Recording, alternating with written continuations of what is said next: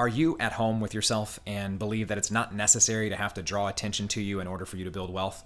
Would you prefer to have systems and processes that make you completely obsolete in your business? Chances are, if you said yes to all of that, you are what we call a Wealth Dynamics Lord profile type.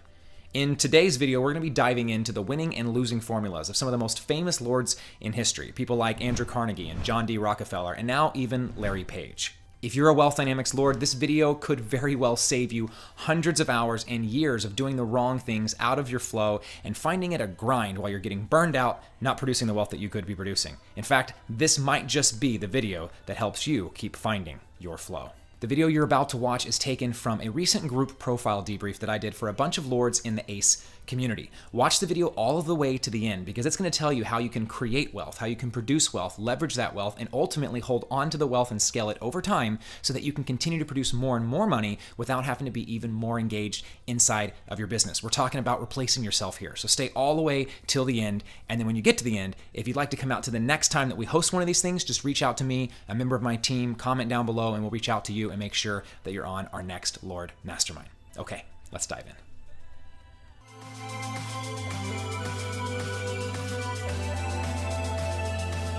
We are going to be diving in and talking about specifically the wealth creation strategy for Wealth Dynamics Lords. Our agenda, first 5 minutes, we've already covered that. It was just everybody hopping on, saying hello. Next, we're going to dive in and talk about the differentiation, and that is what makes a Lord different from the other Wealth Dynamics profiles. And then we're going to get into individualization. So some of you have shared, I'm a Lord, but parts of it resonated with me and parts of it didn't resonate with me. And we're going to talk about how not all Lords are created equally. And that is why we talk about this concept of individualization. Then we'll spend 10 minutes talking about the actual application. How do you really use being a Lord to be able to create wealth in your life? And then we'll go into Q&A at the end, 15, 20 minutes, just depending on how many questions we do have. So the first thing we want to do is actually talk about differentiation. So for that, I'm going to share my iPad actually. So many of you who have been in my workshops or are currently in one of my accelerator programs have many times seen me talk about the Wealth Dynamics Square. Now, the Wealth Dynamics Lord, as you should already know, is located on the left side of the Wealth Dynamics Square, smack dab in the center from top to bottom. Welcome. Oh no, what is that? Got our mechanics today. Hold on one second, guys. That is coming from iTunes. Almost see you. I see your name. Thank you, iTunes. I was like, who's interrupting our call? How dare you? All right, we're okay though. Let me pull screen share back up with the cable, share. Okay, so we'll try this again. So as you know, the Wealth Dynamics Lord is over here on the left-hand side, smack dab in the middle of where the dynamos are and the tempos are. Now, when we look at the Wealth Dynamics Square, what we're looking for is what makes us different from other people. Now, there's a formula that we use in Wealth Dynamics, and that formula is wealth equals value times leverage. And that is to say that when we go out and we create things, we come up with products or we deliver a service, right? That is value being created and delivered, but it doesn't really create wealth. It can create income, but wealth comes when we learn how to leverage that value. And so we must first have value and then leverage it. And so some profiles are naturally going to be better at creating value and others are going to be better at creating leverage. And that is really going to come down to what is called your thinking and your action dynamic. So if you look here on the Wealth Dynamics Square, on the x-axis from left to right, we have the action dynamic.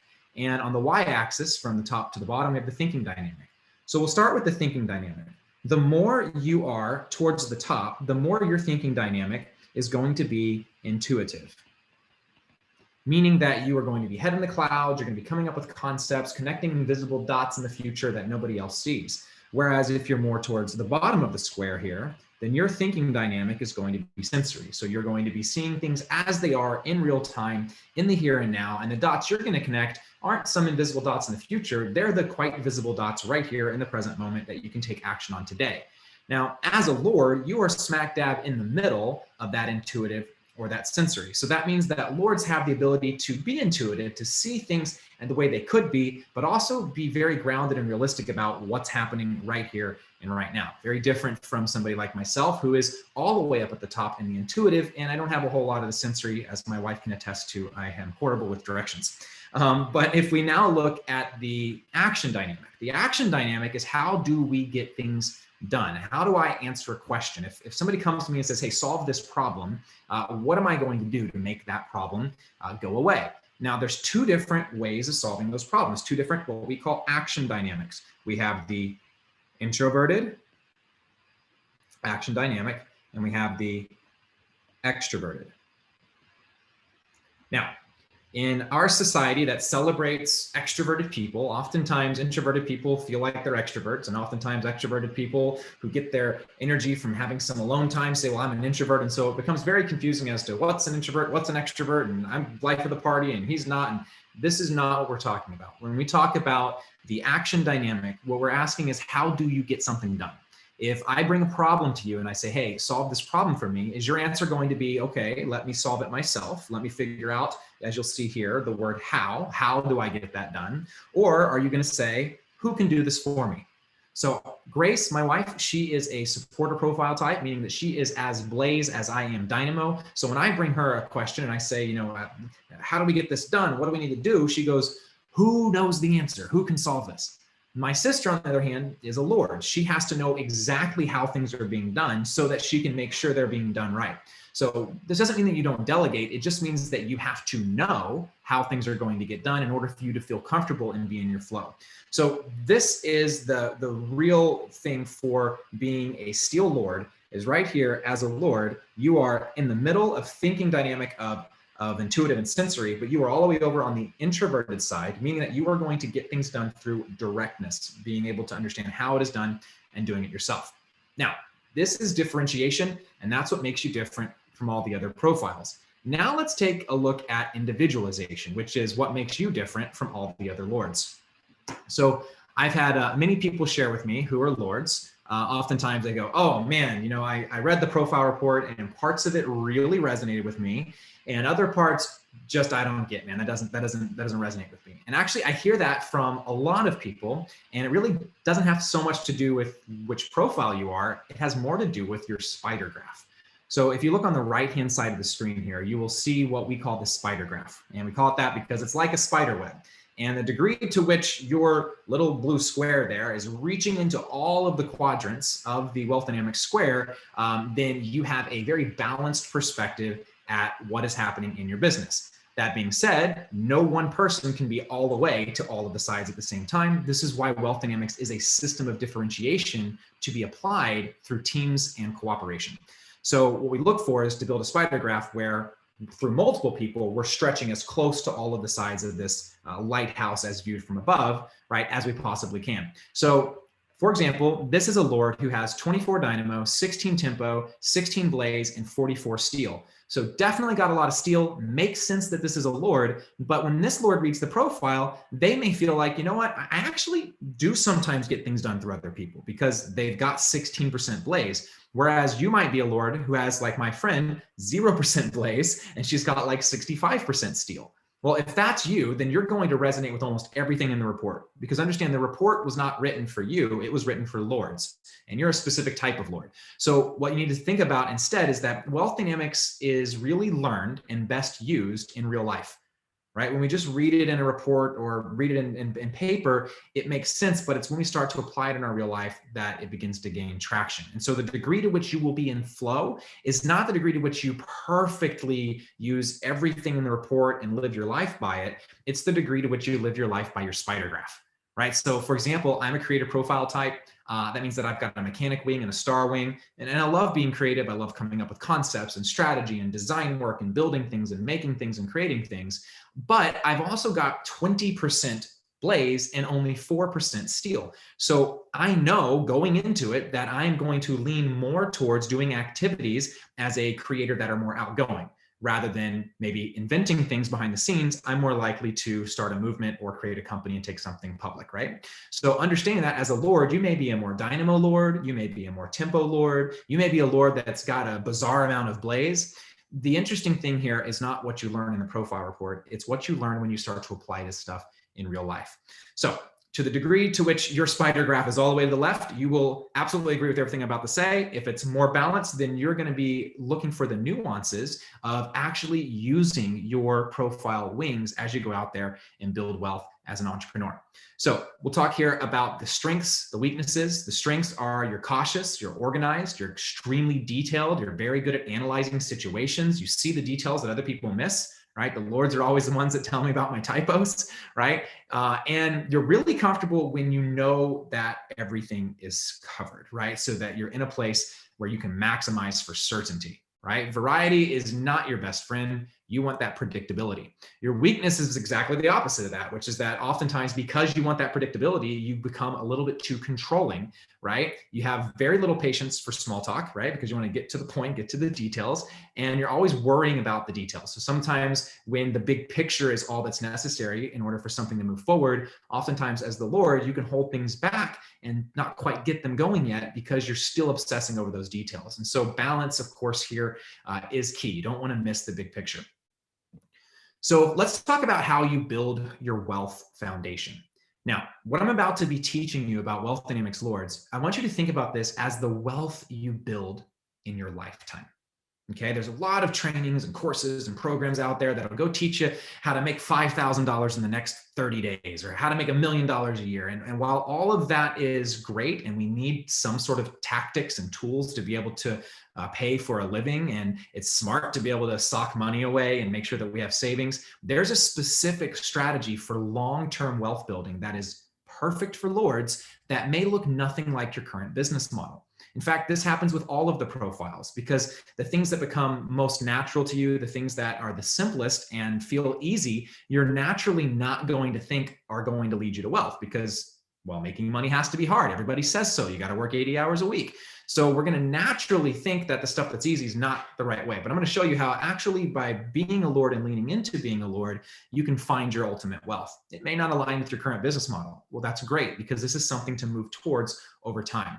So as a Lord, you want to focus on building the financiers and the managers within your network to finance and manage your acquisitions. So right out of the gate here, we're already talking about as a Lord, it's being able to oversee and own the production of cash flow. So if you think about Google, right, they own all of the data, but what they're really owning is the attention of the people that are grabbing that data so that they can convert that money into advertising dollars. If you look at somebody, a Lord business like a real estate developer or a real estate management company, right? They own the right to a percentage of the cash flow that's coming through every single month. So what you want to do is you want to build a foundation by connecting with other people. Because as was shared earlier, you know, when you are a Lord, just because you're building systems, you still have to bring people into those systems. So find a supporter to be your front person, connecting to a network of opportunities and resources. Look for deal makers to seek out the best acquisitions for you.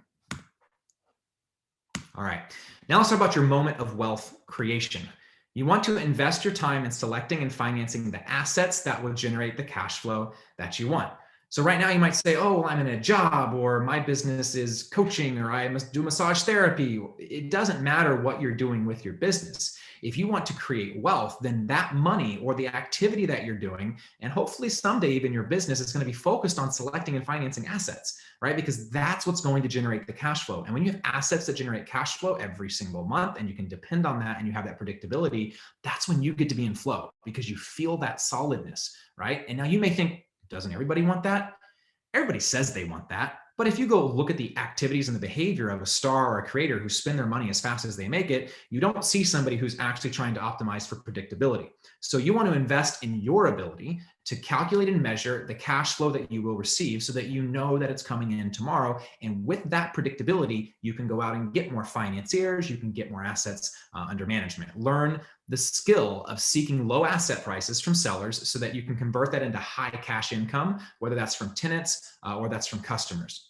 So creating value is actually for you going to be largely internal, right? Because remember, you're the how person, you're the introverted side of that action dynamic. So for you, building on your know-how around the financing industry or understanding the supply and demand dynamics of the assets you're creating your cash flow from is how you are going to be able to build that wealth. And you need to focus on cash generating assets. right? So again, you might immediately think of real estate because that's where this word lord comes from, is the landlord. Real estate is a great example, but it is by no means the only example. You could own a company like iStock Photo, where you don't take any of the pictures or create any of the graphics, but you own the right to be able to release out or resell those pictures, right? You may have some ownership in something like a Blockbuster Video or a Netflix, right? That again, maybe isn't in the creation, but they're in the ownership. Of course, now Netflix has moved into more than just one place in the wealth dynamics square. All right, so owning the value that you create. Lords actually don't need to own the asset at all. This is one of the coolest things about being a lord. Once you realize this, you can really get to work just making things happen. Because, I gave the example to a student at one of my workshops. I said, look, as a lord, you could go out, you could raise some money, save up, and go purchase a house or an apartment complex, all cash. And then you get 100% of the revenue from that apartment or that house. Or you could just go get 10 people and talk those 10 people into giving you 10% of the cash flow that comes through every single month of that property because you're managing it. And if you had 10 people do that, 10%, that's like having 100% of a paid off building and you never had to raise any money yourself. Grace, could you make sure that you and everybody else is muted? I'm getting some feedback. All right. You simply need to own the right to the cash flow generated from the assets. I said form here, so my lords will probably notice that typo. Create cash flow without owning intellectual property rights of the assets you're leasing out. This is the coolest thing because this is why lords can team up with a creator who's creating all of this stuff. But if they do it in such a way that leverages the creators so that they can go out to 3, 4, 5 markets instead of just one, now that lord gets to have a piece of what they've helped that wealth creator be able to distribute without the lord ever having to own or create any of that themselves. So how do you leverage the value that you're creating? Well, very simply, you create leverage by multiplying, right? More of the same thing, multiplying the assets through your existing system, right? So your system really becomes the key in this whole concept, right? So leverage your knowledge, your history, and your system, then leverage further by financing more assets to create further cash flow. But what this means is you don't have to keep coming up with new stuff all the time. In fact, if you've got a good system, a good track record, you know what you're doing, the only new thing that you're getting is more of the thing that you already have. So it's acquiring more of that asset to increase the amount of cash flow that you're able to have come into your life and into your business. So how do you secure the cash flow? Well, very simply, your profile is unique in that you already own it. Right? None of the other profiles have this. The other profiles, we're having to make sure we have, license agreements and all this different stuff. For you, what you need to do is make sure that you understand and can predict what does change that you can't control. So for example, interest rates, right? Or the price of an asset a year from now or 5 years from now. Right? So you want to be able to control how much you're charging. That way, if the asset prices and the things that you are acquiring in your business are going up, you're able to also raise how much you're charging for things. Again, perfect example of this is real estate. As property values go up, the expectation there is that I want to be able to raise the rents. So as a good lord who wants to invest in real estate, you might take a look at which states have rent controls and which ones don't, and you may prioritize to invest in areas where you'll be able to raise the rent to be able to afford the new purchase prices in the future. Oftentimes, this is not available to you, and so as a lord, you have to choose to avoid certain cities or certain areas of the country specifically for that reason, because even though it may seem like it's a really great thing for the tenant, what ends up happening is you can't put any new cash investment in updating the property because you can't get the return on that because of interest rates and rising prices. So being a lord and building wealth is great, but you may be watching this and say, you know what, okay, cool. I'm not really in a business. I need to add myself to somebody else's team. And maybe you've been to one of my workshops, you've watched one of my other videos where we talk about the wealth spectrum and how there's 9 different levels of mastering being a lord. And right now you're at level 1 or level 0 or level 2. And you say, I can't go acquire assets and build all these things because that takes time and I've got mouths to feed right now. So for you, you might be asking the question, where would I fit in on a team if I was a lord? And the answer to that is actually different from being the person overseeing and managing assets. It's actually in being an analyst. So lords are your best analysts if you give them the space to study the detail and deliver the data. So don't go out asking them to network, as they're strongest when they're focused on what they can look at behind the scenes. And if you need someone that can keep count or keep score, give that job to a lord, and they'll always be the best and the most reliable to keep track. my lords are the people that not only do things like checking to see if I have spelling errors, which, could be embarrassing, but not mission critical. Lords oftentimes are who I give the mission critical stuff to as well. The people who are going to be making sure that all of the flights for everybody flying into one of our workshops are getting there on time, that the venue is actually booked, and that there's actually going to be catering. And they look at all the details, because the Lord's a person that calls me and says, Trey, we got everything lined up. The catering's done, but we forgot to get forks. We got to make sure we get forks. Well, I'm thinking of that like day of. They're telling me this like 3 weeks before the event. So lords are so good at that detail. A lord is a person you can bring on your team that adds nothing to your top line, but finds $1 million extra for the bottom, because they can just see that detail and they can pierce through. So this is what it means to be a wealth dynamics lord in the wealth creation, as well as how you might fit in on somebody else's team. Okay, so that is it for our Wealth Dynamics Lord. If you're not sure what your profile type is, then you can actually look down in the description at the bottom of this video and you'll find a link to go take the Wealth Dynamics assessment. Maybe you've already taken it and you know you're a Lord, and that's why you're watching this video, and it's time for you to go get the other 2 people that you really need on your team. Reach out to us. There's a link down there as well, and we can help you figure out what the best next step really is for you to start really exceeding as a Lord profile. If you liked this video, please do like the video and leave a comment down below with your biggest takeaway or question if you have one. And if you haven't done so already, make sure you subscribe to this channel and click the notification bell so that you never miss an episode. All right, I will see you next week right here on this channel. And until then, remember, keep finding your flow.